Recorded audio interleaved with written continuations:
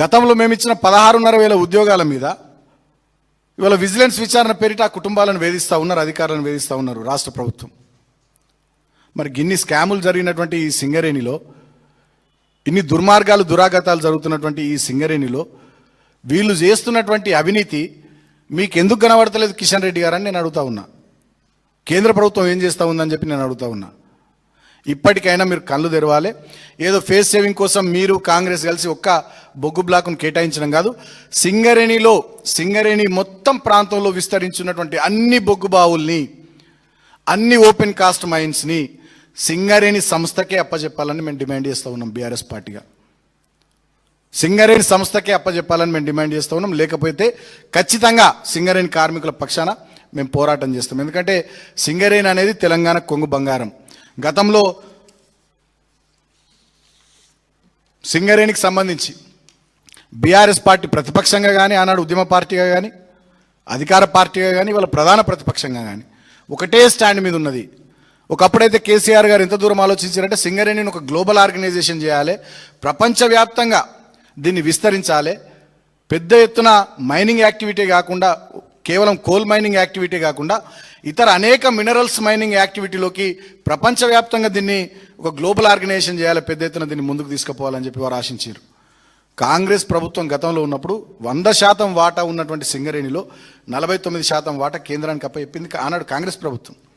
అవసరమైతే ఆ 49% వాటాను తెలంగాణ ప్రభుత్వమే తీసుకొని కంప్లీట్గా తెలంగాణ రాష్ట్ర ప్రభుత్వము, తెలంగాణ రాష్ట్ర ప్రజల ఆధీనంలో సింగరేణి సంస్థను ఉంచుకొని దీన్ని ఒక విశ్వవ్యాప్త సంస్థగా తయారు చేయాలి, లక్షలాది మంది పిల్లలకు దీంట్లో అవకాశాలు రావాలి అనేటటువంటి ఒక కల్పన, ఒక విజువలైజేషన్ ఆనాడు కేసీఆర్ గారు చేసి చాలా సుదూరంగా ఆలోచించి ఈ సంస్థను పెంచాలని చెప్పి వారు ఆనాడు అనేక రకాలైనటువంటి నిర్ణయాలు తీసుకున్నారు.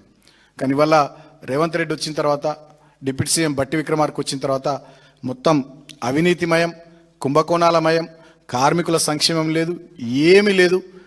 మేము చేస్తున్నటువంటి పోరాటాల ఫలితంగా ఇవాళ తూతు మంత్రంగా ఫేస్ సేవింగ్ కోసం ఏదో ఒక్క మైన్ నామినేషన్ మీద ఇచ్చి ఇక మొన్నటి నుంచి ఒకటే స్టేట్మెంట్లు కాంగ్రెస్ వాళ్ళు, బీజేపీ వాళ్ళు ఏదో చేసేసినామని. దీంట్లో ఇంకొక కుట్ర కూడా ఉన్నది.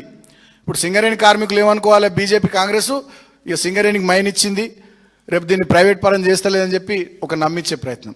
మెడికల్ బోర్డు పెట్టకుండా, ఉద్యోగాలు ఇవ్వకుండా కాంగ్రెస్ చేస్తున్నటువంటి దుర్మార్గం నుంచి కార్మికుల దృష్టిని మరల్చే ప్రయత్నం. బీఆర్ఎస్ పార్టీ చేసినటువంటి ఆధారాలతో సహా రుజువు చేసినటువంటి వివిధ అవినీతి అక్రమ స్కాముల నుంచి కార్మికులు, ప్రజల దృష్టిని మరల్చే ప్రయత్నం తప్ప ఇంకొకటి కాదు. మీకు చిత్తశుద్ధి ఉంటే మళ్ళీ డిమాండ్ చేస్తూ ఉన్నాం, కిషన్ రెడ్డి గారు, కేంద్ర ప్రభుత్వ సంస్థల చేత ఇక్కడ జరుగుతున్న అవినీతి పైన విచారణ చేయించండి.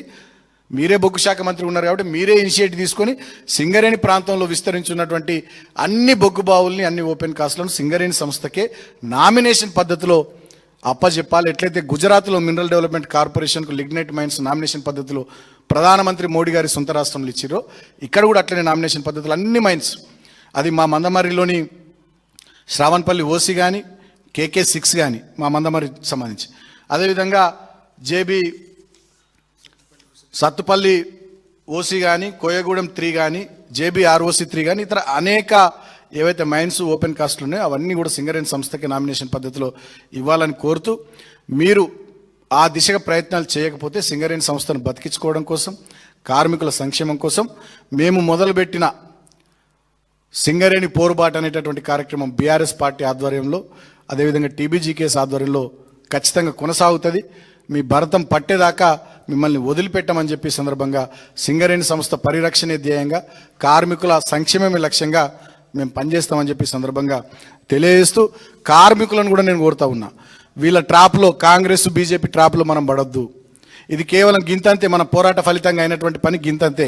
ఇంకా చాలా పనులు జరగాల్సినటువంటివి ఉన్నాయి. వాటన్నిటి నుంచి దృష్టి మరల్చడానికి ఏదో మనకు మెహర్బాన్ చేసినామని గొప్పలు చెప్పుకునేటటువంటి ప్రయత్నం కాంగ్రెస్ బీజేపీ ప్రభుత్వాలు చేస్తున్నాయి.